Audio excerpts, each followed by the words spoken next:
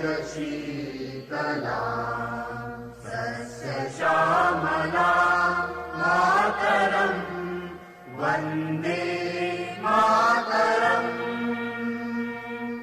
शुभ्रजोत्स्ना पुलकितयामिनी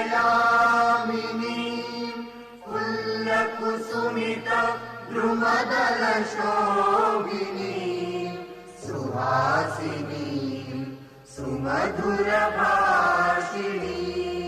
सुखदां वरदां मातरं वन्दे मातरं वन्दे मातरं। भारत माता की जय। बोल के तो रखना चाहिए। माननीय त्रिपाठी जी बैठिए। उत्तर प्रदेश विधान परिषद की कार्य परामर्शदात्री समिति ने अपनी दिनांक 15 दिसंबर 2024 की बैठक में सदन के दिनांक 16 दिसंबर 2024 से 20 दिसंबर 2024 तक के तिथिवार कार्यक्रम को निम्नलिखित रूप में रखे जाने की संस्तुति की है। दिसंबर 24 16 सोमवार पहला निधन के निर्देश, औपचारिक कार्य यथा अध्यादेशों, अधिसूचनाओं, नियमों आदि का सदन के पटल पर रखा जाना, विधेयकों का पुरस्थापन आदि यदि कोई हो। तीसरा विधायी कार्य, चौथा अन्य कार्य यदि कोई हो। 17 मंगलवार औपचारिक कार्य यथा अध्यादेशों, अधिसूचनाओं, नियमों आदि का सदन के पटल पर रखा जाना, विधेयकों का पुरस्थापन आदि यदि कोई हो। 2 12:20 बजे अपराह्न वित्तीय वर्ष 2024-25 के द्वितीय अनुपूरक अनुदानों की मांगों का प्रस्तुतिकरण। 3 विधायी कार्य 18 बुधवार एक वित्तीय वर्ष 2024-25 के द्वितीय अनुपूरक अनुदानों का पर सामान्य चर्चा तथा तत्संबंधी विनियोग विधेयक जैसा विधानसभा द्वारा पारित होगा पर विचार एवं उसका पालन। 2 विधायी कार्य, तीसरा अन्य कार्य यदि कोई हो। 19 गुरुवार एक विधायी कार्य, 2 असरकारी दिवस आधा दिन। 20 शुक्रवार एक विधायी कार्य, 2 अन्य कार्य यदि कोई हो। सदन की सहमति है। और अब एक सूचना और दे दें कि माननीय खन्ना जी ने अवगत कराया है, संसदीय कार्य मंत्री जी ने, कि वो अधिक समय विधानसभा में उनको रहना होता है, इसलिए यहाँ उन्होंने माननीय राज्य मंत्री संसदीय कार्य तथा औद्योगिक विकास श्री जसवंत सिंह सैनी जी को अपने विषयों के उत्तर देने के लिए अधिकृत किया है। यही क्या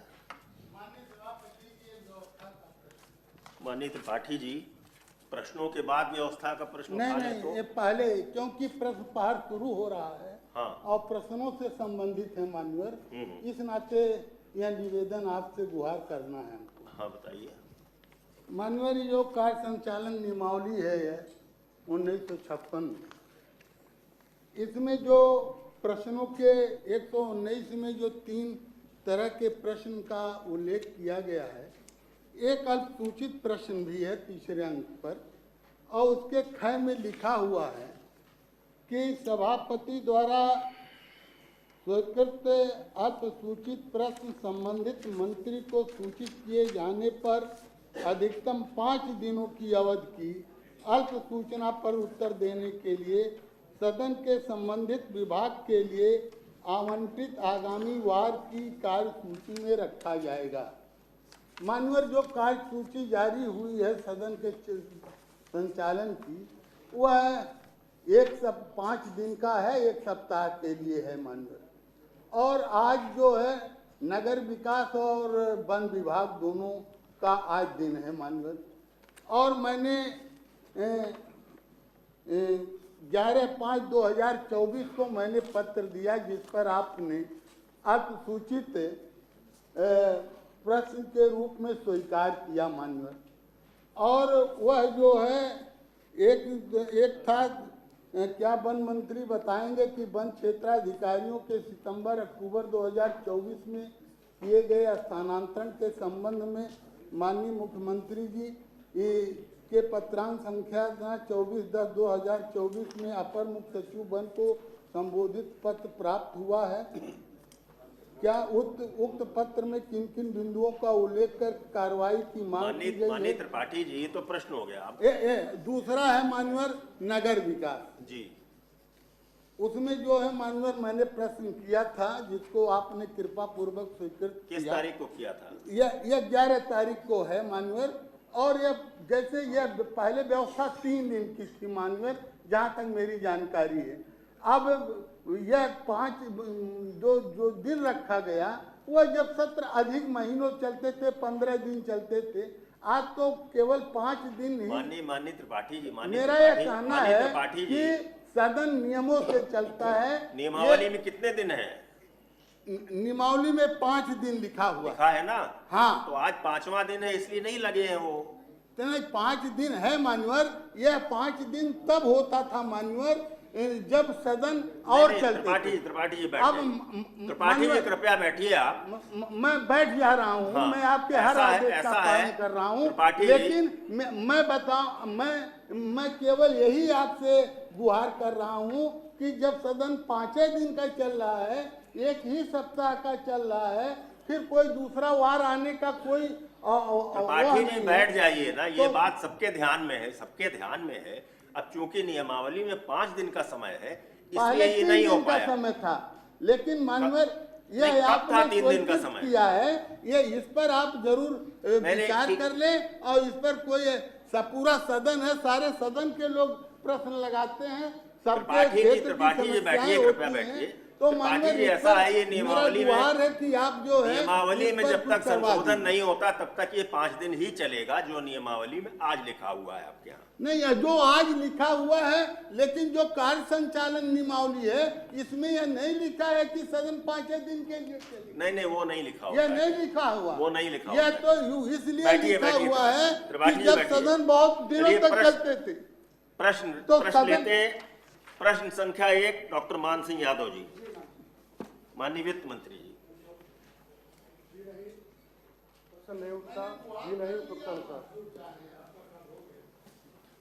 माननीय डॉक्टर मान सिंह जी।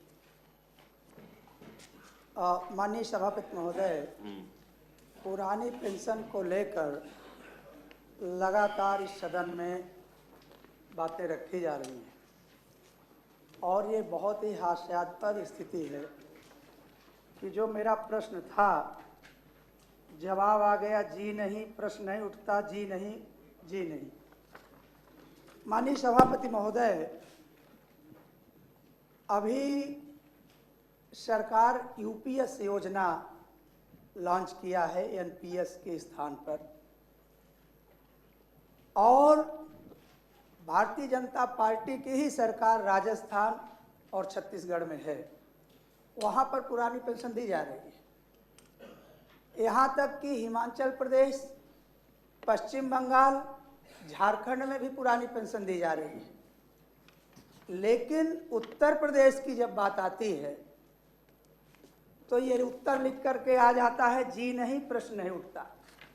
माननीय सभापति महोदय, मैं पहले भी कह चुका हूँ कि ये जो एनपीएस है, जिसमें थोड़ा बहुत अभी सुधार किया गया है, एनपीएस टोटल पूंजीपतियों को तिजोरी भरने का एक माध्यम है।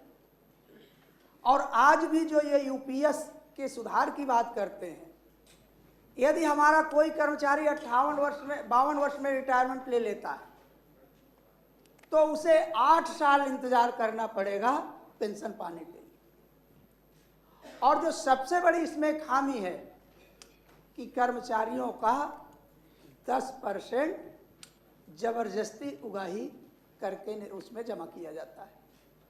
माननीय सभापति महोदय, मैं यह भी कहना चाहूँगा कि एक प्रकार से ये सिविल सर्विसेज रेगुलेटिंग एक्ट जो 474 और 475 है, उसका भी वायलेशन हो रहा है, जिसमें कहा गया है कि यदि 10 वर्ष की सेवा कोई कर्मचारी पूरी कर लेता है तो उसे न्यूनतम पेंशन का हकदार माना जाए। माननीय सभापति महोदय, जिस अंतराल में ये उत्तर दिया गया है कि जी नहीं, प्रश्न नहीं उठता। उसी अंतराल में यूपीएस में संशोधन भी किया गया है, एनपीएस में। तो मैं सदन के माध्यम से सिर्फ इतना कहना चाहूँगा कि जब राजस्थान, छत्तीसगढ़, पश्चिम बंगाल, हिमाचल प्रदेश, झारखंड इन प्रदेशों में पुरानी पेंशन दी जा रही है, तो उत्तर प्रदेश में पुरानी पेंशन क्यों नहीं दी जा रही है, इस पर विचार किया जाए। और समाजवादी पार्टी के राष्ट्रीय अध्यक्ष माननीय अखिलेश यादव जी ने कहा था कि अगर हम सत्ता में आते हैं तो सबसे पहले हम पुरानी पेंशन लागू करें। ठीक, डॉक्टर मान सिंह जी बैठिए। डॉक्टर मान सिंह जी, आपने सरकार से प्रश्न पूछा, सरकार ने अपना पक्ष रख दिया कि हमारे यहाँ ये स्थिति है, उन्होंने रख दिया, उत्तर पूरा आ गया है इसमें। प्रश्न संख्या 2 इसी से संबंधित है। प्रश्न संख्या 2 भी इससे संबंधित। माननीय आशुतोष सिन्हा जी, संबंधित है तो उसको जोड़ लिया जाए। सर, मेरा ये कहना है इस पर, पुरानी पेंशन पर मान्यवर, कि ये पुरानी पेंशन कोई सत्ता और विपक्ष का सवाल नहीं है। यह तो सार्वभौमिक है, सभी लोगों से संबंधित है। और पूरा समाज जब चाहता है कि पुरानी पेंशन लागू हो, तो सरकार को एनपीएस को बदलकर यूपीएस करने की आवश्यकता क्या है? अगर पुरानी पेंशन पर 10 लाख लोग हम लोगों के साथ नई दिल्ली गए थे, रामलीला के मैदान में वहाँ प्रदर्शन किए, भी फिर से प्रदर्शन करने जा रहे हैं, और सब लोग मानते हैं कि बुढ़ापे की लाठी है, इसका होना जरूरी है, इसी से बढ़ोतरी में सेवा होती है, जो रिटायर होता है, तो इसको सरकार को सहर्ष मान लेना चाहिए। मैं आपके माध्यम से सभापति महोदय, नेता सदन से उदारता पूर्वक इस पर जो है इसका समर्थन चाहता हूं कि यह सरकार को जो है की तरफ से इस पर जो है समर्थन देने का कष्ट करेंगे। ठीक है। प्रश्न संख्या 2 श्री आशुतोष सिन्हा जी। माननीय वित्त मंत्री जी। उत्तर प्रदेश राज्य में वर्तमान में यूनिफाइड पेंशन स्कीम लागू नहीं है। ओल्ड पेंशन स्कीम के लाभ हेतु विकल्प चुनने के संबंध में शासनादेश संख्या 14 निम्नलिखित दिनांक 22 अगस्त 2024 जारी किए गए हैं। उक्त शासनादेशों में यह प्रावधान किया गया है कि उत्तर प्रदेश सरकार के कार्मिकों एवं परिषदीय विद्यालयों, शासन से सहायता प्राप्त शिक्षण संस्थाओं, राज्य सरकार द्वारा अनुदानित स्वशासी संस्थाओं जिसमें राज्य कर्मचारियों की पेंशन योजना की भांति पेंशन योजना लागू रही है और जिनका वित्त पोषण राज्य सरकार की संरक्षित निधि से किया जाता है, ऐसे सभी कार्मिकों को उस पद या रिक्त के सापेक्ष नियुक्त किया गया है जिसे भर्ती नियुक्ति के लिए राष्ट्रीय पेंशन प्रणाली की अधिसूचना की तारीख अर्थात दिनांक 28/3/2005 के पूर्व विज्ञापित अधिसूचित किया गया था और दिनांक 1/4/2005 को अथवा उसके पश्चात सेवा में कार्यभार ग्रहण करने पर राष्ट्रीय पेंशन प्रणाली के अंतर्गत कवर किया गया है। Uttar Pradesh retirement benefits rules 1961 के अधीन कवर किए जाने के लिए एक बार विकल्प दिया जाए। उपरोक्तानुसार धन्यवाद। माननीय आशुतोष जी। माननीय सभापति जी, क्योंकि मैंने प्रश्न किया था कि सरकार जिस तरह से एनपीएस से यूपीएस चुनने की बात कर रही है, क्या ओपीएस चुनने का भी मौका देगी? क्योंकि जैसे यूपीएस की बात मान्यवर जो हो रही है, यूनिफाइड पेंशन स्कीम, तो उसमें मान्यवर क्योंकि जो कर्मचारी का 10% और 14% सरकार दे रही है, और जब वो पूरा का पूरा पैसा उसका जब्त होने का काम हो जाएगा, इसलिए यूपीएस तो एकदम कहीं ना कहीं से हमें लगता है एकदम उपयुक्त नहीं है।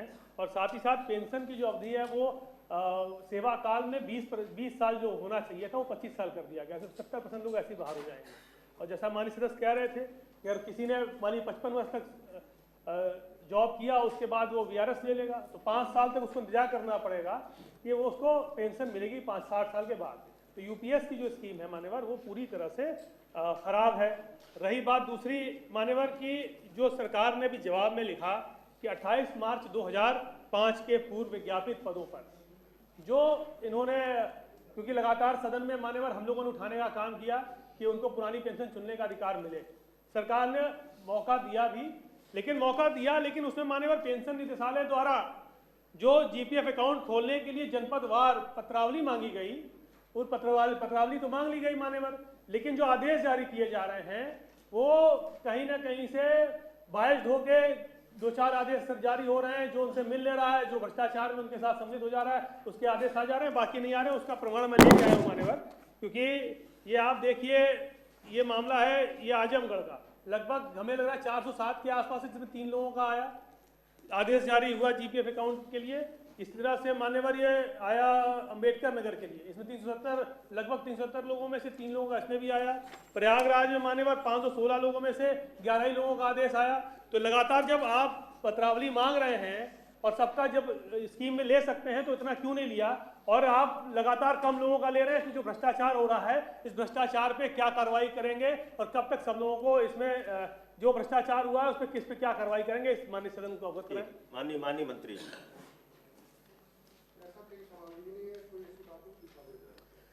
मान्यवर मैं आपको दिखा रहा हूँ कि इन्होंने कहा माननीय आशुतोष जी, आपके पास जो सूचनाएं हैं, जो कागज आप बता रहे हैं, मुझे लगता है आप मंत्री जी को दिलवा दीजिए, वो मंत्री जी को दे दीजिए या पीठ को दे दीजिए या मंत्री जी को दे देंगे। मंत्री जी इसको दिखवा लीजिए कि ये क्या कारण है, आखिर ये इनको कहने का अवसर क्यों मिल रहा है। ये पूरे प्रदेश की सूचना है सर, 1 2 जिले 3 जिला आपने मैं 3 जिला बता, पूरे प्रदेश का ही हाल है। कहीं ऐसी बात हो तो कुछ लोगों को दे करके और शेष लोगों को सिर्फ मार्गेनिंग उनके साथ की जा रही है, इसका जांच करवा लीजिए। इसमें मान्यवर एक अनुपूरक मेरा और है कि मान्यवर ये मैं पूछना चाह रहा था सरकार से कि जो एनपीएस योजना चल रही है उसमें कुछ सुधार जो मैं बता रहा हूँ, क्या वो सुधार सरकार करेगी क्या? कि एनपीएस से मिलने वाला रिटर्न अनसर्टेन है, तो अनसर्टेन रिटर्न की वजह से भविष्य में वैल्यू का आकलन नहीं हो सकता। कोई ऐसी व्यवस्था आप करेंगे जिससे एनपीएस स्कीम में वैल्यू का आकलन कर सके भविष्य में अपने एनपीएस फंड का? क्या एनपीएस में न्यूनतम रिटर्न की गारंटी नहीं है और एनपीएस से निकलना, एग्जिट होना बहुत कठिन है, तो all citizen of Indian sector के अंतर्गत 5 साल बाद ही आप निकल सकते हैं, एग्जिट हो सकते हैं, प्रीमेच्योर एग्जिट ले सकते हैं। तो क्या कोई ऐसी व्यवस्था करेंगे कि उसके पहले हम माननीय आशुतोष जी, हम अपने सुझाव लिखकर मंत्री। नहीं सर, सुझाव नहीं, मैं पूछ रहा हूँ कि सर करेंगे कि नहीं करेंगे सर? नहीं सर मैं पूछ रहा हूँ सरकार नहीं, ऐसा नहीं है। अब यहाँ बैठकर आपने पूछा सर, अनुपूरक पूछे अपने प्रश्न। नहीं, यहाँ बैठकर वो तुरंत उत्तर नहीं दे सकते। सर संरक्षण की उम्मीद आप उनको दे दीजिए और ये आग्रह करिए कि इस पर विचार करें, वो सर वही मैं पूछना चाह रहा हूं, आपके सर, सुझाव पर विचार करें, ये आग्रह करिए। सर कई साल से हम लोग पूछ रहे हैं, विचार नहीं हो रहा। मैं सर आपके माध्यम से सर आपका संरक्षण चाहता हूँ, 2-4 चीज पूछ ले रहा हूँ सर, बता दे सरकार करेगी कि नहीं करेगी सर, हम लोग भी कम से कम उससे। उनके पास सूचना होगी तभी तो बता ये पाएंगे। एनपीएस से संबंधित सूचना पूरी मंत्री जी लेके आए? नहीं, पूरी मंत्री जी व्यवस्था लेके आए मंत्री जी आपके पास सूचना है जो पूछ रहे हैं। बताएं कि पेंशन में जो है वो इनकम टैक्स में जो एनपीएस की जो पेंशन मिल रही है, अगर वो निर्धारित से ऊपर हो जाएगी तो इनकम टैक्स की सीमा में आ जाएगी, इनकम टैक्स देना पड़ेगा। क्या इनकम टैक्स न लगे ऐसी कोई व्यवस्था सरकार के पास है मान्यवर? माननीय मंत्री जी, 1 मिनट मान्यवर, एक विषय मान्यवर और भी सदन में आया था कि जो अंशदान करती है, जो कर्मचारी अंशदान कर रहे हैं, वो एसबीआई, यूटीआई, एलआईसी में निवेश होने का प्रावधान था। सदन में मान्यवर ये मामला आया कि 25 जनपद ऐसे थे जहां प्राइवेट अधिकारियों और कर्मचारियों की मिलीभगत से प्राइवेट जगहों पे लग गए पैसे और पैसा फंस गया कर्मचारियों का, तो उस पर कार्रवाई की बात हुई थी मान्यवर। क्या सरकार ने कोई कार्रवाई की है उस पर? लगातार क्योंकि एनपीएस खराब योजना है, ओपीएस लागू करनी चाहिए। क्या आप पुरानी पेंशन लागू करेंगे? ये सारी चीजें आप संशोधन कर दें या तो पुरानी पेंशन लागू कर दें मान्यवर, यही हमको बता दें। ठीक है माननीय मंत्री जी। माननीय नेता सदन, आप कुछ जो प्रश्न किया था उसको उत्तर आ गया। और वही जो समझना तो संशोधन किया गया, इसमें जो है ना, राष्ट्रीय पेंशन प्रणाली के अंतर्गत अनुबंध सुविधाएं, ग्रेजुएटी, अवकाश नवीकरण, सामूहिक विवाह योजना, राष्ट्रीय पेंशन प्रणाली से आच्छादित किसी कर्मी की मृत्यु सेवा काल में होने पर मृतक के आश्रितों को यह विकल्प उपलब्ध है कि पुरानी पेंशन योजना में अनुबंध पारिवारिक योजना अथवा राष्ट्रीय पेंशन योजना में से किसी एक का चुनाव कर सकते हैं। राष्ट्रीय पेंशन प्रणाली के अंतर्गत टियर 1 और टियर 2 खाते खोलने का प्रावधान है। और जहाँ तक नियुक्ता कर्मचारी के वेतन का पहले 10% था, हमारी सरकार ने बढ़ा करके इसको 14% किया गया। सरकार 14% जमा करेगी और नियुक्ता कर्मचारी 10% जमा करेंगे। सारी सुविधाएं दी गई हैं। और जहाँ तक विगत 10 वर्षों में राष्ट्रीय पेंशन प्रणाली के अधीन निवेशित राशि पर रिटर्न औसत 9.15% वार्षिक रहा है, जो किसी भी जमा योजना अथवा जीपीएफ आदि से कहीं अधिक है। कहीं भी कर्मचारियों को चिंतित होने की आवश्यकता नहीं, सरकार उनका प्रदान है। आशुतोष जी, अब आशुतोष जी क्या है? सर आपका इसलिए चाह रहा हूँ कि सरकार ने जो जवाब दिया और जो अधिकारियों ने जवाब सरकार से दिलाया, एकदम गलत बयानी करा रहे हैं मान्यवर। पहली चीज़ तो क्योंकि मैंने जो बात कही कि आपके मान्यवर समक्ष सारी बातें आई थी आपने व्यवस्था भी दी थी कि जो SBI, UTI, LIC में पैसा लगना था, 25 जनपद ऐसे थे जहां वो प्राइवेट कंपनियों में लगा दिए गए। ऐसे बाबुओं पे, ऐसे कर्मचारियों पे, ऐसे अधिकारियों पे कार्रवाई हुई कि नहीं हुई? और लगातार इतनी व्यवस्था गड़बड़ है, जो लगातार ये बात कर रहे हैं कि 10% कर्मचारी का लग रहा है और 14% गवर्नमेंट दे रही है। लेकिन UPS योजना ले आएंगे तो पूरा पैसा लैप्स हो जाएगा मान्यवर। आपको मैं बता दूं, डॉक्टर राम बालक चौबे सेवानिवृत्त प्रधानाचार्य हैं हमारे यहाँ विद्यापीठ इंटर कॉलेज गड़खड़ा के। उन्होंने 2019 में जब ये रिटायर हुए तो मूल वेतन 96,800 था, अब इसमें पेंशन मिल रही है 4,044 रुपये। उसी तरह मैं बताऊँ, किरण श्रीवास्तव जी थी, शिक्षिका थी, प्रेम बहादुर इंटर कॉलेज खालिसपुर में, इनको 3100 रुपये पेंशन मिल रही है। माननीय आशुतोष जी, ये आप तो ये सूचना लेकर आए हैं जी मान्यवर, इससे संबंधित वो तो लेकर आए नहीं है सूचनाएं, सर, तो आप सदन में पूछ रहे हैं, या तो आप लिख कर उनको दीजिए और वो उसकी आपको उसकी सूचना एकत्रित करके वो आपको जवाब दे सरकार दें। के पास अब सूचना है सर, सरकार से बड़ी सूचना किसके पास? ऐसा नहीं होता है, पूरे प्रदेश की सूचना थोड़ी उनके पास। सर ये OPS लागू करने सर यही कह दीजिए कि OPS लागू करने सर पुरानी पेंशन अच्छा, लागू बैठिए करने माननीय सर- त्रिपाठी, सर, आप त्रिपाठी व्यवस्था दे दीजिए सर। बैठिए त्रिपाठी जी कुछ कहना चाह रहे हैं। मैं त्रिपाठी जी अनुपूरक मैं पूछिए। इस उत्तर को देख रहा हूँ। हाँ हाँ, माननीय सदस्य ने पूछा कि यूनिफाइड पेंशन स्कीम लागू है, तो सरकार ने कहा कि उत्तर प्रदेश में है नहीं लागू है। पूछा लागू है नहीं, पूछा ये कि ये चुनने का हाँ, अधिकार चुनाव है। का अधिकार है कि नहीं? आपने कहा कि उसको यहाँ जो है यूनिफाइड पेंशन स्कीम लागू नहीं है। ओल्ड पेंशन स्कीम के लाभ का विकल्प चुनने के संबंध में शासनादेश संख्या 22 अगस्त 24 को जारी किए गए। ये किसके लिए जारी किए गए? और यह ओल्ड क्या यह प्रदेश संघीय ढांचे में नहीं आता? क्या यदि ये UPS केंद्र में लागू होगा तो यहाँ नहीं लागू होगा? यहाँ तो OPS लागू होने की मांग है, तो क्या सरकार OPS लागू करने पर विचार कर रही है? ये जो जिसको यह किया गया है, जिसका उल्लेख माननीय मंत्री जी ने दिया, यह प्रश्न से संबंधित नहीं है। यह तो उस लोगों के लिए है कि जिनके विज्ञापन 28/3/2005 के पहले जो है विज्ञापित हो चुके हैं, और उनको जो है यह कहा गया 1/4/2005 या उसके पश्चात जो नियुक्त हैं उनको राष्ट्रीय पेंशन चुनने का अधिकार है। तो वह चुनने का अधिकार है, तो यह मानवर जो है अब स्थिति यह है कि जो स्थिति आ रही है, जिस तरह से मतलब शिक्षा विभाग के कार्यालयों की स्थिति है, वो अभी अधूरा है, अभी भी नहीं कुछ पूरा हो रहा है। सब लोग माननीय निर्वाचित सदस्य हैं, सब शिक्षकों से और कर्मचारियों से संबंधित हैं, कहीं कोई इसका पुरता हाल है नहीं है। मेरा यह कहना है मान्यवर, यदि यह यूनिफाइड पेंशन स्कीम इस देश में लागू है तो उत्तर प्रदेश में नहीं लागू होगी। क्या यहाँ OPS लागू होगी? दूसरा, क्या मान्यवर NPS में जो घोटाले हुए, आपके ही समक्ष माननीय नेता सदन ने कहा कि हम SIT जांच करा रहे हैं, तो उसका भी कोई पुरसा हाल नहीं मान्यवर। तो ये तो क्या हो रहा है, मैं और नहीं अपने सब मन से कोई शब्द कह सकता। ठीक है, लेकिन बैठिए आपके सामने, इस सदन के सामने माननीय नेता सदन के द्वारा यदि यह कहा गया कि SIT जांच होगी और वह जांच का आज तक कोई पुरसा हाल नहीं है, यहाँ UPS लागू नहीं होगा, OPS लागू नहीं होगा, तो मानवर इस प्रदेश का शिक्षक और कर्मचारी क्या इस देश का आजाद नागरिक नहीं है? इस पर माननीय आप कोई दिशा निर्देश दे दे, मेरी आपसे करबद्ध प्रार्थना है। माननीय नेता सदन।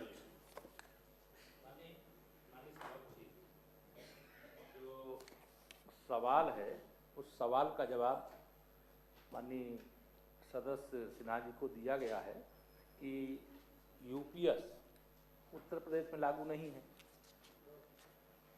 जो कहीं गड़बड़ी है उसकी जांच की कार्रवाई जो हो रही है, जब रिपोर्ट आएगी वह सदन के सामने आएगी ही, लेकिन जांच की रिपोर्ट जांच पूरे हुए बगैर तो ला करके यहाँ नहीं रखी जा सकती।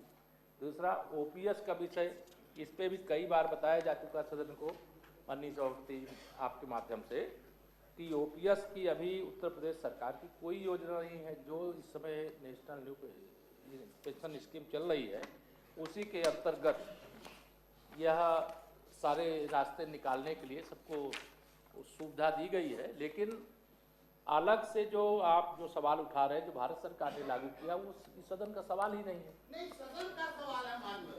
माननीय त्रिपाठी जी, बड़े प्रार्थना के साथ कह रहा हूँ माननीय कि यह सदन का सवाल है, यह पूरे प्रदेश के शिक्षकों कर्मचारियों का मामला है कि केंद्र ने यूपीएस लागू किया, क्या हमारी सरकार यूपीएस को नहीं स्वीकार करती या उसमें कोई कमी? माननीय त्रिपाठी जी, माननीय त्रिपाठी जी, नहीं माननीय त्रिपाठी जी, आप बैठिए मत आए। नहीं, उसी आप बैठिए मत आए। आप बैठिए मत आ रहे हैं। ही लागू है और NPS एनपीएस में माननीय हुए त्रिपाठी घोटाले जी, की जांच माननीय नेता सदन ने इसी सम्मानित सदन में एसआईटी से जांच के लिए कहा और न यूपीएस लागू है न एनपीएस लागू रहेगा न तो ओपीएस लागू होगा। माननीय त्रिपाठी तो जी, क्या होगा? माननीय त्रिपाठी जी इस बैठिए। प्रदेश के त्रिपाठी जी बैठ शिक्षकों जाइए। कर्मचारी- माननीय त्रिपाठी जी बैठ जाइए। उत्तर प्रदेश ने एनपीएस स्वीकार किया है, इसलिए यहाँ एनपीएस लागू है। अभी भारत सरकार ने अपने केंद्रीय कर्मचारियों के लिए यूपीएस लागू किया है। जिस दिन उत्तर प्रदेश सरकार उसको स्वीकार कर लेगी उस दिन यहाँ लागू हो जाएगा। इसमें बहस का विषय क्या है? और जहां तक ओपीएस की बात है, सरकार कह रही है कि वो हमारे विचाराधीन नहीं है। हम भी आपके प्रशंसक है, इसी सदन के सेवक हैं। एनपीएस जो आपके सामने कहा गया कि एनपीएस की जांच के लिए हम एसआईटी जांच कराएंगे, उसकी जांच के लिए बुरा हाल हुआ। उसकी जांच के लिए नेता सवाल सदन अलग है, इस सवाल से जुड़ा हुआ नहीं है। और अगर जांच का कोई आदेश दिया गया है तो जांच उसकी हो रही होगी, जब जांच रिपोर्ट आएगी सदन में रखी जाएगी। समयबद्ध जब वो सवाल आएगा वो समयबद्ध कर दे। नेता कई साल चलेगी जांच? माननीय सभापति जी, 2 महीना, 4 महीना, 6 महीना, उसको ये समयबद्ध सवाल कर है दे। नहीं इस समय, ये सवाल दूसरा है। और माननीय त्रिपाठी जी बैठिए। माननीय नेता प्रतिपक्ष बैठ जाइए। माननीय त्रिपाठी जी बैठ जाइए। एकदम सवाल त्रिपाठी जी बैठ जाइए। उसको दिखाऊंगा। माननीय त्रिपाठी जी बैठ जाइए। देखिए, आपने अपना विषय रख दिया। हाँ, रख सरकार दिया। का जो पक्ष है सरकार वही रखेगी। आपकी आपका कोई आदेश हो? नहीं, हमारा आदेश नहीं होगा इसमें।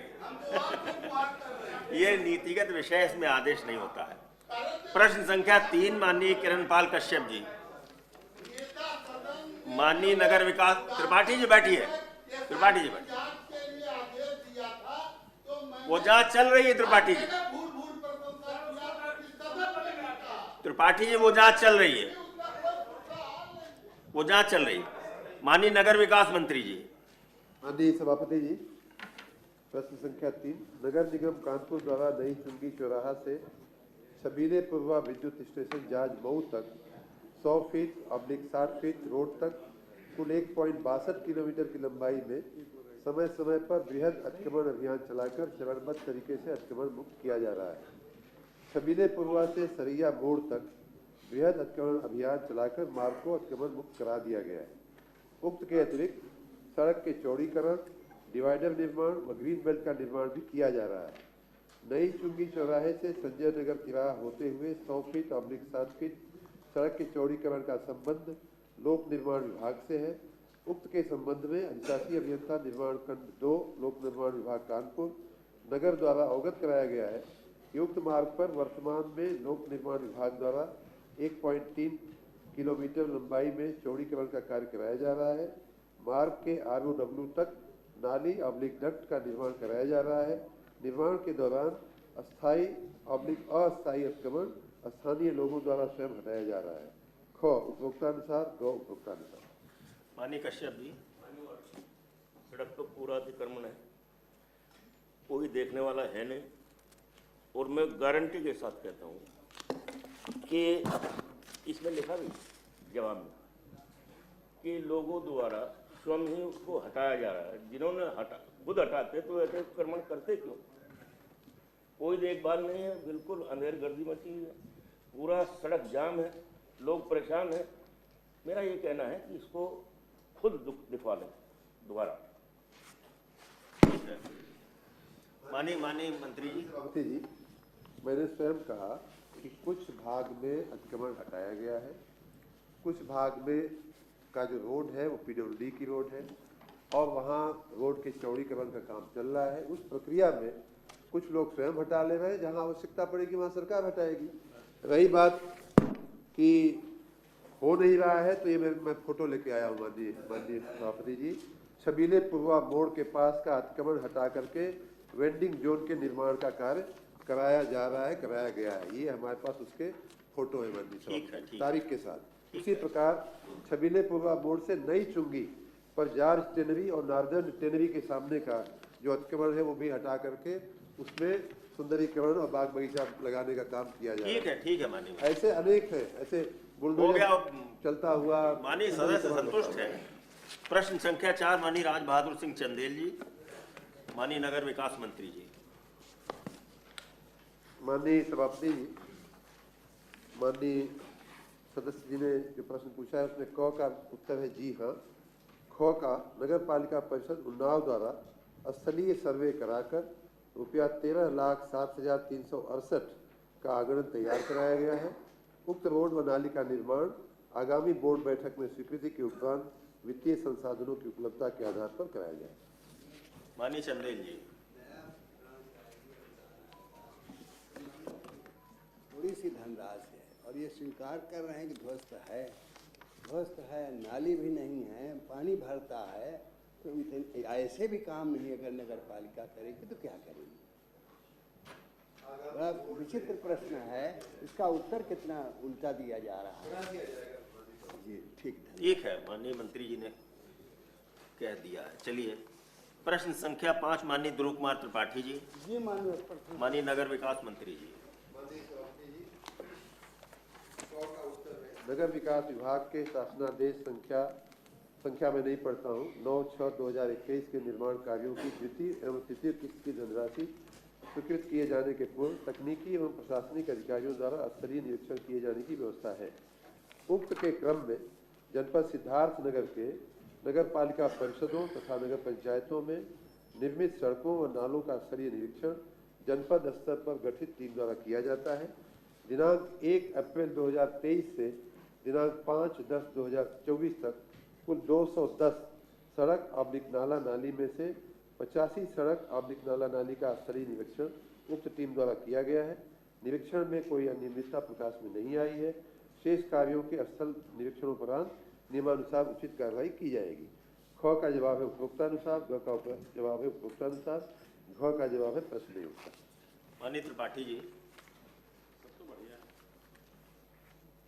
माननीय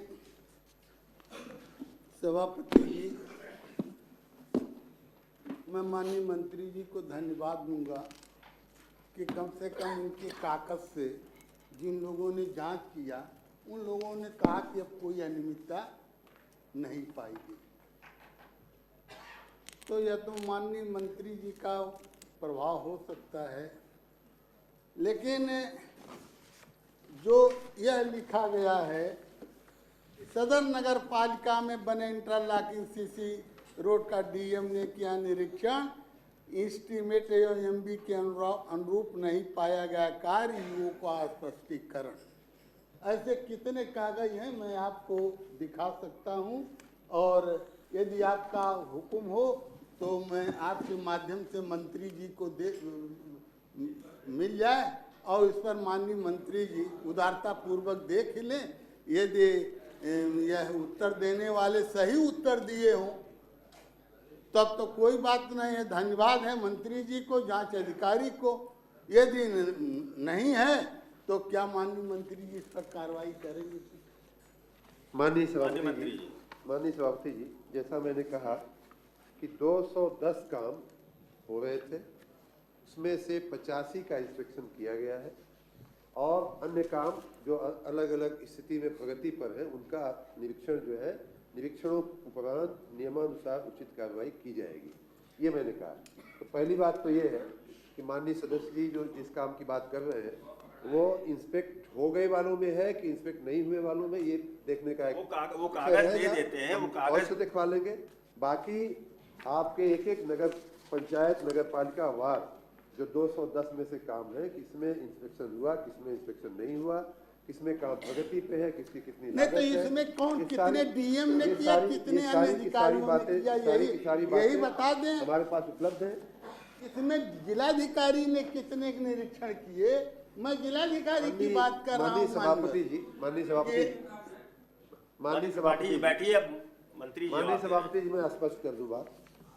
एक व्यवस्था है जो हमारे विभाग ने की है, जिसका मैंने प्रश्न के उत्तर के शुरू में ही शासनादेश को हमने टांका है कि 9/6/2021 का हमारा शासनादेश है, जिसमें ये व्यवस्था की गई है कि अगली किस्त मांग लेने के पहले, दूसरी तीसरी किस्त मांगने के पहले स्थलीय निरीक्षण अनिवार्य रूप से करना है। उसी के आधार पर डीएम ने भी वहाँ कमेटी बना दिया स्थलीय निरीक्षण के लिए। अब रही बात कि इस निरीक्षण के उपरांत डीएम कभी भी किसी भी सड़क का इंस्पेक्शन कर सकता है, जेई एक्सीएन किसी भी सड़क का इंस्पेक्शन कर सकते हैं। उसकी अगर निरीक्षण में कहीं किसी रोड किसी काम की गुणवत्ता में कहीं कोई खामी आती है तो ध्यान पे आएगा, उसके लिए कार्रवाई की जाएगी। मैं तो सीधा वो कहा कि बहुत वो माननीय मंत्री जी उन अधिकारियों का पक्ष रख रहे हैं, मेरा वो नहीं कहना है। मेरा यह कहना है कि एस्टीमेट अधिकारी बनाते हैं, सड़क ठेकेदार बनाता है, सड़क ठेकेदार पेट पालने के लिए बनाता है, लेकिन जो सरकारी ढंग से वेतन पा करके गुणवत्ता परक सड़क बनाने की जिम्मेदारी है, उनमें किसी को दोषी ठहराया गया, एक किसी को दोषी नहीं ठहराया गया। मैंने जो जवाब केवल ठेकेदार को ठहराया। मैं माननीय सभापति जी, मैं कह रहा हूँ माननीय सभापति जी खड़े हो गए, आप बैठ जाइए। माननीय सभापति जी, मैंने जवाब दिया कि 210 में से 85 कामों का निरीक्षण हुआ, उसमें कोई अनियमितता प्रकाश में नहीं आई है। बाकी का विभिन्न स्तर पे काम चालू है, अनियमितता इंस्पेक्शन होगा, अनियमितता होगी, उस पर कार्रवाई की जाएगी, पहली बात।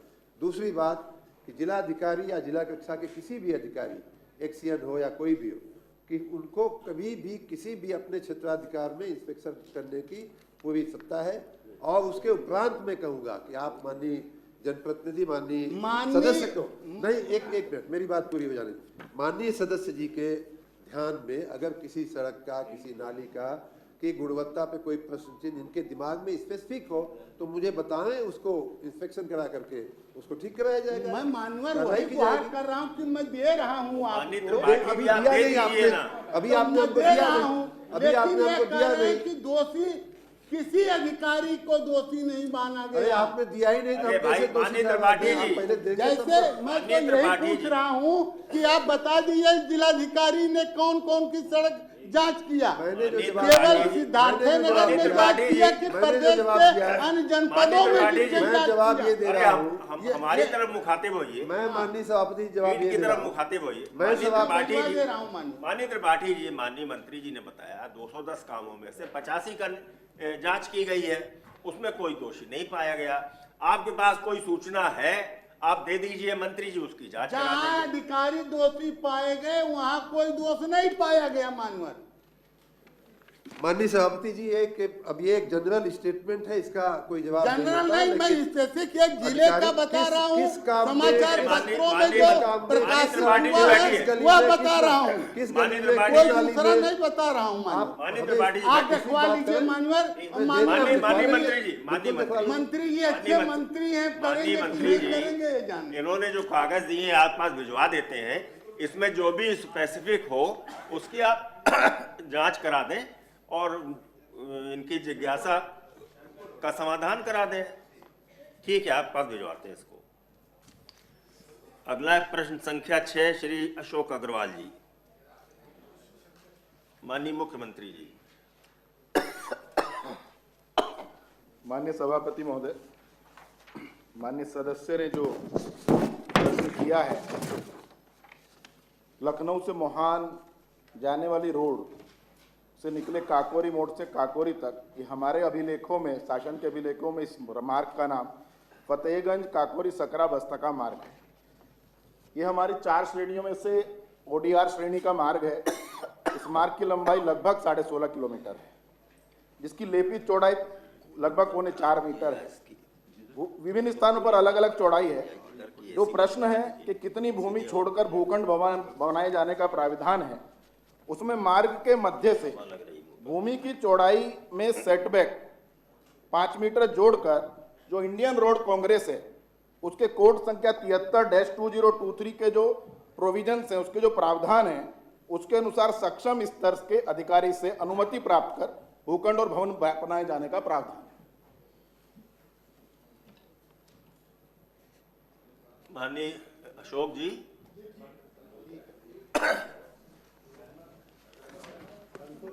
ठीक है। प्रश्न संख्या 7 माननीय देवेंद्र प्रताप सिंह जी। माननीय ऊर्जा मंत्री जी। बात को कंप्यूटर खरीद में प्रिंटर तथा कार्टेज समान कंपनी का लिया जाना अनिवार्य नहीं है। पूर्वांचल विद्युत वितरण निगम लिमिटेड द्वारा पूरे डिस्काम हेतु कंप्यूटर एवं प्रिंटर के क्रय हेतु टेंडर प्रक्रिया की गई थी। कंप्यूटर एवं प्रिंटर जेम पोर्टल पर ओपन टेंडर के माध्यम से क्रय किए गए हैं तथा आपूर्ति प्रथम न्यूनतम निविदा दाता से प्राप्त की गई है। सेवा शर्तों के अनुसार यदि समान कंपनी का कार्टेज प्रिंटर में उपयोग किया जाता है तो आपूर्तिकर्ता संस्था द्वारा उक्त प्रिंटर की वारंटी अवधि 3 वर्ष प्रदान की जाती है। यदि किसी अन्य कंपनी का कार्टेज प्रिंटर में उपयोग किया जाता है तो उक्त आपूर्तिकर्ता संस्था द्वारा प्रिंटर की वारंटी अशक्त एवं शून्य हो जाती है। ख उपभोक्तानुसार, ग प्रश्न। माननीय देवेंद्र प्रताप सिंह। अधिकारियों ने मंत्री जी को गलत उत्तर देकर इस सदन को गुमराह किया है। मेरे पास HP कंपनी का वेबसाइट है जिसमें स्पष्ट रूप से लिखा गया है कि प्रिंटर की वारंटी 1 वर्ष की होगी। उसमें जो कार्टेज लगता है उससे कोई छेड़छाड़ हो गई, निकाल लिया फिर फिट कर दिया तो उसकी वारंटी शून्य हो जाएगी। रीफिलिंग उसी कार्टेज में जब रीफिलिंग होती है तो रीफिलिंग के बाद भी उसकी वारंटी शून्य हो जाती है। तो जिन अधिकारियों ने ये गलत उत्तर दिया, मैं आपके माध्यम से उसकी HP कंपनी की वेबसाइट की प्रति माननीय मंत्री जी को प्रेषित कर दे रहा हूँ। इसको देख लें, ये जांच का विषय है। एक फर्म विशेष को आर्थिक लाभ पहुँचाने के लिए, सरकार को राजस्व क्षति पहुँचाने के उद्देश्य से इन्होंने विभाग के साथ धोखाधड़ी किया। यदि हेल्दी कंपटीशन होता, स्वस्थ प्रतिस्पर्धा होती, तो किसी कंपनी का, पूरे देश में जितनी कंपनियां हैं सबकी वारंटी का उसकी 1 साल की होती है, 1 साल की। लेकिन निविदा एक विशेष फर्म को देनी थी, तो इसमें निविदा में 3 वर्ष का शब्दावली जोड़ दी गई। जब सारी कंपनियां 1 वर्ष का वारंटी देती हैं तो ये 3 वर्ष क्यों दे रही हैं? इन्हें स्वस्थ प्रतिस्पर्धा में दूसरी कंपनियों को रोकने के लिए, सम्मिलित होने से, भागीदारी करने से रोकने के उद्देश्य से ऐसा किया गया है और सरकार को चूना लगाया गया है। क्या सरकार इसकी जांच कराएगी और दोषी अधिकारियों को दंडित करेगी? माननीय मंत्री जी। थोड़ा मैं समय लेकर के इस विषय को कहना चाहूँगा। पूर्वांचल विद्युत वितरण निगम में कंप्यूटर और प्रिंटर की खरीदी की एक प्रक्रिया जनवरी 2024 से मार्च 2024 के बीच में शुरू की गई। कंप्यूटर के लिए 16 जनवरी को जेम पोर्टल पर निविदा की गई और प्रिंटर के लिए 16 मार्च को निविदा की गई, जिसमें कंप्यूटर के लिए 9 कंपनियों ने पार्टिसिपेट किया, उसमें भाग लिया। जो कहा जा रहा है कि प्रतिस्पर्धा नहीं हुई, उसका जवाब है 9 कंपनियों ने कंप्यूटर में प्रतिस्पर्धा में भाग लिया और 6 कंपनियों ने प्रिंटर के लिए प्रतिस्पर्धा में भाग लिया। जो कंपनियां टेक्निकल रूप से सुदृढ़ पाई गई, ठीक पाई गई, ऐसी 4 कंपनियों का प्राइस बिड खोला गया कंप्यूटर के लिए और 2 कंपनियों का प्रिंटर के लिए प्राइस बिड खोला गया माननीय सभापति जी। और उनमें से जो L1 थी, जो सबसे कम दाम में सामान की आपूर्ति करने वाली थी, ऐसी एक कंपनी को कंप्यूटर की खरीदी के लिए और दूसरी एक कंपनी को एक्सिस इन्फोलाइन को प्रिंटर की खरीदी के लिए अनुबंध किया गया और उनको ऑर्डर दिया गया। कंप्यूटर जो है एसर कंपनी का लिया गया, प्रिंटर HP कंपनी का लिया गया। माननीय सदस्य का जो सवाल है वो ये कि अगर प्रिंटर जो है HP कंपनी का है तो क्या कैटरीज भी HP कंपनी की लगानी आवश्यक है? आवश्यक नहीं है, ऐसा मैंने जवाब में कहा है। नहीं, ऐसा कोई नियम है, नहीं कोई। लेकिन कोई भी चीज़, कोई सामान हो, अगर उससे कंपेटेबल चीज़, उसकी एक्सेसरी जो होती है, अगर वो यूज होती है तो सामान्य बात है कि उसकी लाइफ जो है बढ़ जाती है। इसलिए अनुबंध में पहले से ही ये व्यवस्था है कि HP का जो प्रिंटर आएगा उसकी वारंटी 3 साल की, सामान्य रूप से माननीय सदस्य का कहना सही है, सामान्य रूप से वारंटी का पीरियड सामान्यतया 1 वर्ष का रखा जाता है। लेकिन इस केस में लिखित डॉक्यूमेंट में जो अनुबंध हुआ है उनके साथ वो ये हुआ है कि 3 साल ऑन साइट आपकी ये वारंटी हम लेते हैं। उसमें HP ने, जिसका प्रिंटर था, उसने अवश्य कहा है कि भाई अगर आपको 3 साल की वारंटी लेनी है तो हमारा कैटरीज, हमारी कंपनी का कैटरीज आप उपयोग करेंगे तो इसकी लाइफ बढ़ जाती है, जो सामान्य रूप से समझी जा सकने वाली बात है। इसमें कहीं कोई गड़बड़ी या कहीं कोई इसका जेम पोर्टल पे टेंडर हुआ है और जो एस्टिमेटेड कास्ट थी 21 करोड़, उसके सामने 15 करोड़ में पूरी की पूरी सामग्री जो है खरीद ली गई, 1/4 कम दाम में खरीद करके, और ये पूरी प्रक्रिया पूरी की गई। इसमें अन्य कोई समस्या की गुंजाइश दिखती नहीं। माननीय देवेंद्र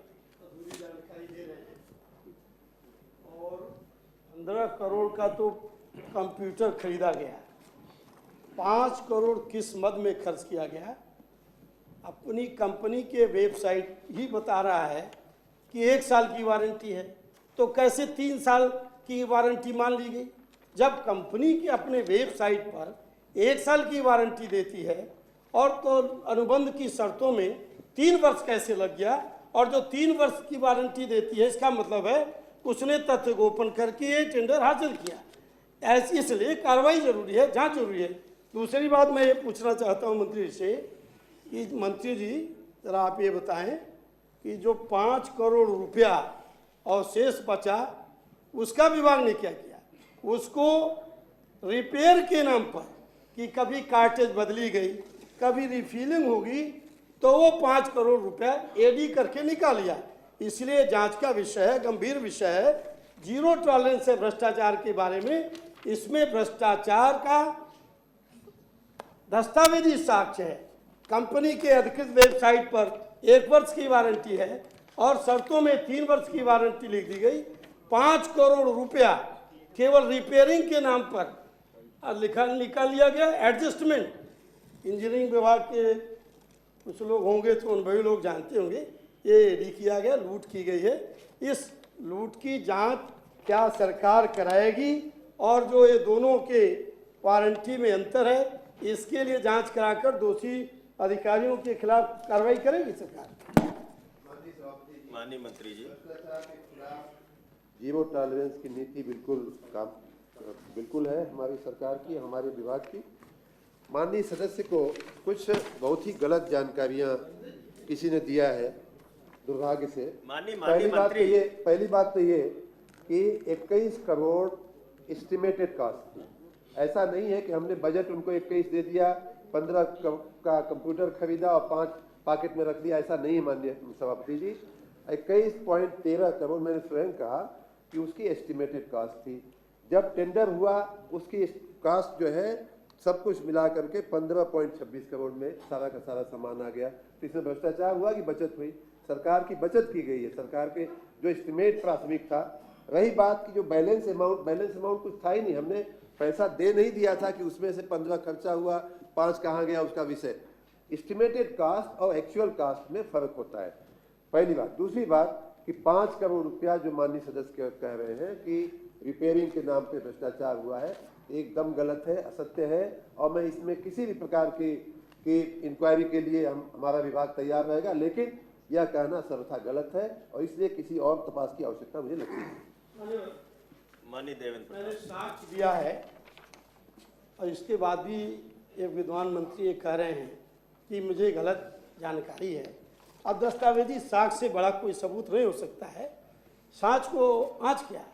अगर आदमी अफसर ईमानदार है, विभाग ईमानदार है, तो जांच कराने में क्या बुराई है?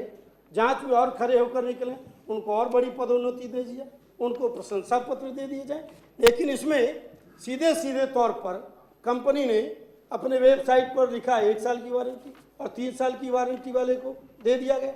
अब माननीय मंत्री जी जांच नहीं कराना चाहते हैं तो सीधे सीधे मना कर दें, हम जांच नहीं कराएंगे, बेईमान लोगों को हमारा संरक्षण है। एक सवाल और करना चाहता हूं, ये 824 को प्रिंटर उपलब्ध कराया गया है, आप बता दीजिए 1 साल में कितने कार्टेज दिया? अभी तक क्या किसी को 6 महीने हो गए, किसी को सप्लाई हो गई क्या? किन किन जगहों पर, किन किन कार्यालयों में कार्टेज की आपूर्ति की गई? अब ये सूचना पता नहीं है कि नहीं। इसका जवाब मैं देना चाहूँगा माननीय सभापति जी। इसमें जो माननीय सदस्य कह रहे हैं तो मैं कह रहा हूँ कि कई जानकारियाँ इनको गलत हैं। प्रिंटर ले लिया गया, कार्ट्रिज के लिए विभाग ने सभी स्थानीय अपने अधिकारियों को खाली एडवाइजरी दिया है कि भाई अगर कंपैटिबल लोगे तो इसकी वारंटी हमको 3 साल मिलेगी, नहीं तो नल एंड वाइड हो जाएगी। इसमें कहीं भ्रष्टाचार, कहाँ से भ्रष्टाचार आ गया? सस्ता सामान खरीदा गया है, क्वालिटी स्टैंडर्ड वाली कंपनी का सामान खरीदा गया है, पैसे की बचत की गई है, स्टैंडर्ड सामान उपयोग करने के लिए इसमें एडवाइजरी दी गई है। इसमें भ्रष्टाचार कोई मुद्दा ही नहीं। मानसिक विभाग के ऊपर अनावश्यक बातों को हम अगर इंक्वायरी में ले जाएंगे तो विभाग के कर्मचारियों के मनोबल पर विपरीत असर पड़ता है। इसलिए मैं आपसे विनम्र निवेदन करता हूं कि इसमें कहीं कोई गुंजाइश नहीं है, कोई इंक्वायरी की। मैंने माननीय साक्ष्य दिया है, कंपनी का वेबसाइट की कॉपी आपको उपलब्ध कराया है, वह स्वयं में अधिकारियों द्वारा किए गए भ्रष्टाचार को प्रमाणित करता है। और यदि अफसर ईमानदार हैं तो ईमानदार लोगों को भी जांच का सामना करना चाहिए। जांच कराने में कोई बुरी बात नहीं है। इस तरीके से यदि अफसरों का बचाव होगा तो अफसर निरंकुश हो जाएंगे और फिर उन पर किसी प्रकार का कोई पारदर्शिता बरतने का दबाव काम नहीं करेगा। इसलिए मेरा आग्रह है, एक बार मंत्री जी पुनर्विचार करें और इसके खिलाफ जांच कराएं। ठीक है माननीय मंत्री जी, जो कागज उपलब्ध कराए हैं माननीय देवेंद्र प्रताप सिंह जी ने, ये आपके पास भिजवा देते हैं और इनको आप दिखलवा लीजिए कि इसमें कहीं कोई गड़बड़ी तो नहीं हुई है। ठीक है, ठीक बात, ठीक। प्रश्न संख्या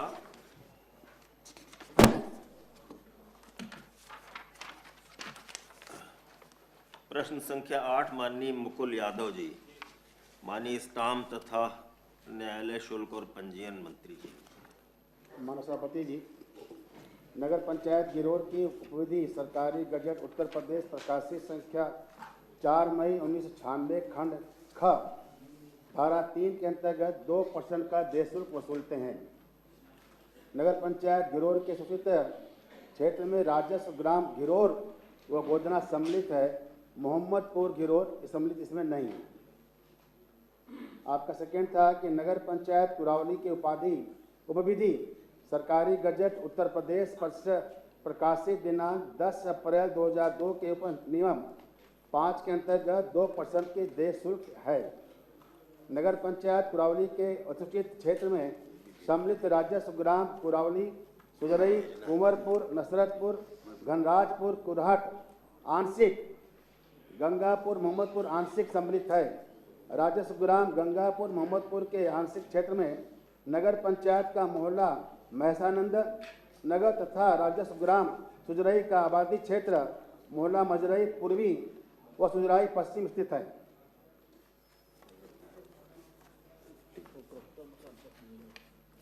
ठीक है माननीय मुकुल यादव जी, ठीक है, धन्यवाद।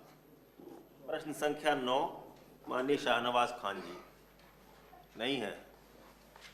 प्रश्न संख्या 10 माननीय हंसराज विश्वकर्मा जी, है। माननीय मुख्यमंत्री जी, माननीय सभापति जी, लखनऊ विकास प्राधिकरण में प्रभावी भवन निर्माण एवं विकास विधि के अध्याय 3 गेरा भवन निर्माण हेतु अनिवार्यताएं व अपेक्षाएं के प्रस्तर 3-4 इलेक्ट्रिक लाइन से दूरी के अंतर्गत निम्नवत प्रावधान है। इंडियन इलेक्ट्रिसिटी रूल्स के अनुसार भवन के निर्माण पुनर्निर्माण की अनुक्रिया हेतु न्यूनतम दूरी लो एंड मीडियम वोल्टेज लाइन तथा सर्विस लाइन पर ऊर्ध्वाधर 2.5 मीटर तथा क्षैतिज 1.2 मीटर होने पर दी जाएगी। हाई वोल्टेज लाइंस तथा यथा 33,000 वोल्टेज पर होने पर ऊर्ध्वाधर 3.7 मीटर तथा क्षैतिज 2 मीटर होने पर दी जाएगी। 33,000 वोल्टेज पर ऊपर अतिरिक्त हाई वोल्टेज लाइन से ऊर्ध्वाधर 3.7 मीटर के प्रत्येक अतिरिक्त 33,000 वोल्टेज या उसके भार के लिए 0.3 मीटर तथा क्षैतिज 2 मीटर के प्रत्येक अतिरिक्त 33,000 वोल्टेज या उसके भाग के लिए 0.3 मीटर अनुमन्य होगी। लखनऊ सुल्तानपुर राजमार्ग पर बरदान हॉस्पिटल से सब्जी मंडी तक हाई टेंशन लाइन से प्रभावित होने वाले 68 निर्माण विद्यमान हैं। उपयुक्त संदर्भित स्थल पर किए गए निर्माण कार्य के संबंध में उत्तर प्रदेश नगर योजना और विकास अधिनियम 1973 की सुसंगत धाराओं के अंतर्गत लखनऊ विकास प्राधिकरण द्वारा कार्रवाई प्रस्तावित है। प्रश्न नहीं उठता। माननीय विश्वकर्मा जी, हो गया? ठीक। प्रश्न संख्या 11 माननीय आकाश अग्रवाल जी, नहीं है। प्रश्न संख्या 12 माननीय शैलेंद्र प्रताप सिंह जी हैं। माननीय मुख्यमंत्री जी, प्रश्न संख्या 12। जी हाँ, प्रश्नगत मार्ग पर 2 स्थानों पर स्थित मोड़ों का सुधार मोर्च यानी ministry of road transport and highways और लोक निर्माण विभाग विशिष्टियों के अनुरूप कार्य कराया जा रहा है एवं मार्ग पर दुर्घटना रोकने हेतु साइन बोर्ड, संकेतक व अन्य सड़क सुरक्षा का कार्य किया जाना प्रस्तावित है, जिससे कि प्रश्नगत मार्ग पर दुर्घटनाएं न हो। प्रश्नगत मार्ग का निरीक्षण अधीक्षण अभियंता एवं अधिशासी अभियंता द्वारा समय समय पर किया जा रहा है एवं तकनीकी विशिष्टियों के अनुरूप दुर्घटना रहित मार्ग का निर्माण सरकार द्वारा किया जाना सुनिश्चित किया जा रहा है उपरोक्तानुसार। माननीय शैलेंद्र प्रताप सिंह जी। मानवर उत्तर खा में दिया गया है, मार्ग पर दुर्घटना रोकने हेतु साइन बोर्ड, संकेतक व अन्य सड़क सुरक्षा का कार्य किया जाना प्रस्तावित है। ये कब से प्रस्तावित है और कब तक कार्य हो जाएगा, ये हम जानना चाहते हैं। माननीय मंत्री जी। माननीय सभापति महोदय, ये जो मार्ग बन रहा है, इस मार्ग में लगभग 2 किलोमीटर लंबाई का भाग लेपन स्तर हमने पूर्ण कर लिया है। इसका जो शेष भाग था, चूंकि वो वन की भूमि से आच्छादित था, इसलिए वन विभाग की अनापत्ति प्रमाण पत्र हमें पहले प्राप्त करना था, जिसकी आपत्ति न मिलने के कारण ये कार्य अवरुद्ध था। अब हमें यह अनापत्ति प्रमाण पत्र प्राप्त हो गया है और इस पर कार्य प्रगति के साथ आगे बढ़ रहा है। जितना जल्दी ये कार्य पूर्ण होगा, इस पर जितने भी रोड सेफ्टी के पैरामीटर्स हैं, उन सब को हम पूर्ण करेंगे। ठीक है माननीय शैलेंद्र जी, ठीक है।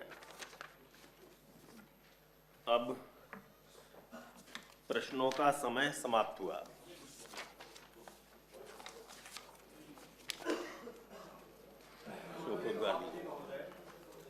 समस्या है पूरी प्रदेश। माननीय नेता विरोधी दल जी बैठे, जरा बैठिए। शोकोदगार। अच्छा,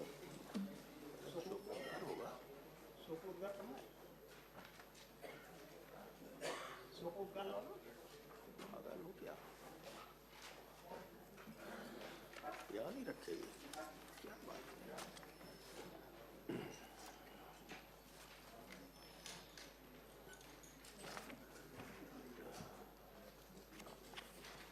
अब हम लोग शोकोदगार ले रहे हैं। मुझे अत्यंत दुख के साथ इस सदन को सूचित करना पड़ रहा है कि पूर्व राज्य मंत्री एवं विधान परिषद के पूर्व सदस्य श्री विनय शाक्य जी का दिनांक 26 मई 2024 रात्रि 12:30 बजे निधन हो गया। आप लगभग 55 वर्ष के थे।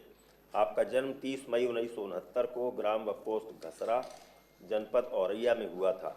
आपके पिता स्वर्गीय श्री बाबूराम शाक्य एवं माता श्रीमती द्रौपदी देवी जी थीं। आपका विवाह श्रीमती निशा सिंह शाक्य जी के साथ हुआ था। आपके एक पुत्र एवं 2 पुत्रियां हैं। आपने उच्च शिक्षा जनपद इटावा से पूर्ण की। आप छात्र जीवन से ही राजनीतिक गतिविधियों में सक्रिय रहे। आप वर्ष 2002 से 2007 तक प्रथम बार विधानसभा सदस्य निर्वाचित हुए और सुश्री मायावती मंत्रिमंडल में वाह्य सहायतित परियोजना राज्य मंत्री भी रहे। आप दिनांक 26 मई 2009 को बहुजन समाज पार्टी के टिकट से उत्तर प्रदेश विधान परिषद के सदस्य मनोनीत हुए। आपका कार्यकाल 25 मई 2015 तक रहा। इस दौरान आप समय समय पर उत्तर प्रदेश विधान परिषद द्वारा गठित विभिन्न समितियों के सदस्य भी रहे। आप दूसरी बार पुनः वर्ष 2017 में विधानसभा सदस्य निर्वाचित हुए। आप सामाजिक एवं राजनीतिक गतिविधियों में सदैव सक्रिय रहे एवं बहुजन समाज पार्टी के उच्च आदर्शों को आत्मसात कर सर्व समाज के सेवार्थ तथा जन कल्याण हेतु निरंतर प्रयासरत रहे। मैं ईश्वर से प्रार्थना करता हूं कि वह दिवंगत आत्मा को शांति तथा उनके शोक संतप्त परिवार को इस असीम दुख को सहन करने की शक्ति, साहस व धैर्य प्रदान करे।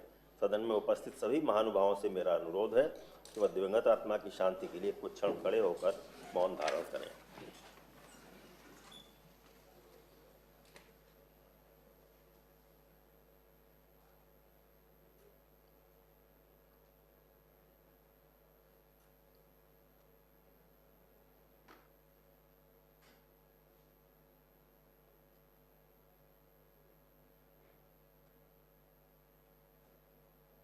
ओम शांति।